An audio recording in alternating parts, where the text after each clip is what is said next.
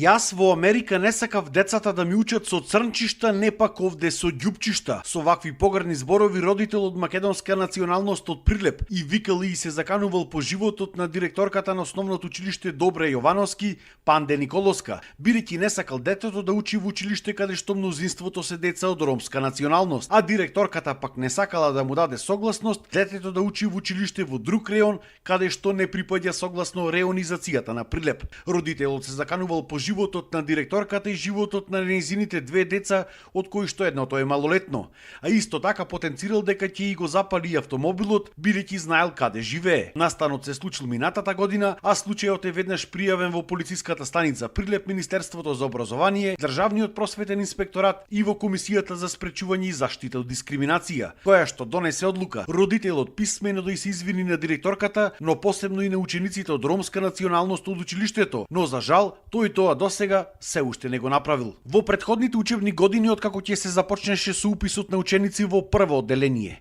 се соочувавме како училиште со големи притисоци, уцени и закани од страна на дел од родителите од македонска националност со цел на нивните деца да им се даде согласност тие да учат во училиште во друг реон. Но јас како директорка во основното училиште Добре Јовановски никогаш не сум исполнувала желби на родители за префрлање на децата во друго училиште. И моите две деца учат тука. Во иднина, училиштето ќе продолжи доследно да го почитува законот и принципите на еднаквост, инклузивност и недискриминација, истакна во изјава директорката Николоска.